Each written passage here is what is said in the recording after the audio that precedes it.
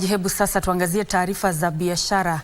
Mipango inaendelea kubuni hazina ya kwanza ya kufadhili shughuli za biashara zinazosaidia katika utunzi wa mazingira. Mkurugenzi mkuu wa shirika la Kenya Development Corporation Nora Ratemo amesema nakisi ya ufadhili wa mipango ya kukabiliana na athari za mabadiliko ya hali ya hewa imeendelea kuwa kubwa, huku Kenya ikikisiwa kuhitaji shilingi trilioni 8.2 kila mwaka ili kudhibiti athari za mabadiliko ya tabia nchi. Taarifa kamili ni kwenye mseto ufuatao wa habari za biashara.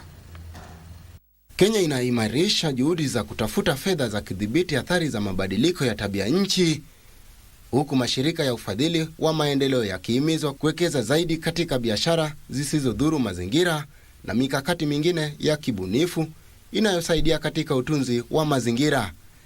Kulingana na wataalamu wa utunzi wa mazingira, Kenya hupoteza kati ya 3 na 5% ya pato lake jumla kutokana na athari za mabadiliko ya tabia nchi, hili likiashiria gharama kubwa ya kiuchumi kutokana na kutochukuliwa kwa hatua.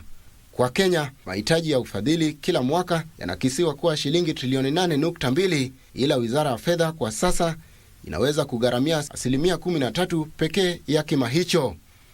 Hali hii inamaanisha kuna nakisi ya 87% ya ufadhili wa mahitaji ya nchi hii na kuhitaji mwingilio zaidi wa mashirika ya ufadhili wa maendeleo na wadau wengine ili kuepusha nakisi hii. The Green Fund will be going towards supporting businesses and we shall be investing equity in terms of greening businesses.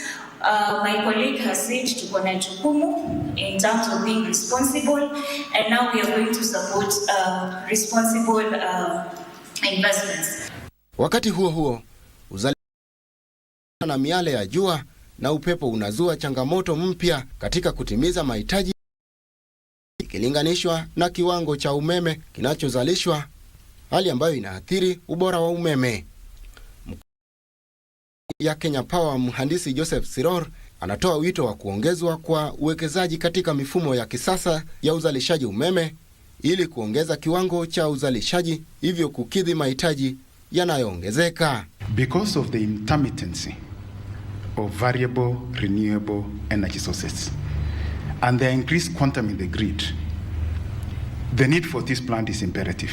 Hatimaye rais wa shirikisho la wakulima Afrika Mashariki Elizabeth Simadala ameonya kwamba vikwazo vya mara kwa mara visivyo vya ushuru vinazuia usafirishaji wa bidhaa za kilimo katika eneo la upembe wa Afrika na kusababisha ongezeko la bei za chakula. Simadala anatoa wito wa ushirikiano dhabiti wa kikanda na sera mahususi ili kuondoa vizingiti kwa biashara, akisema upatikanaji mwema wa masoko utasaidia kupunguza hali ya kutegemea uagizaji bidhaa kutoka nje na kuweza kujikimu kwa chakula. We did a study across the borders looking at what the food imports that are coming in. We looked at the borders between Kenya and Tanzania, and also between Kenya and Uganda. And we realized that most of the products that are coming in are actually products that we can produce. For example, rice. And most of this rice, for example, comes in as an import, but again is re-exported within the region. But these are things that we can produce with the right investments, with the right actors across the region. Ezekiel Owino, Darubini.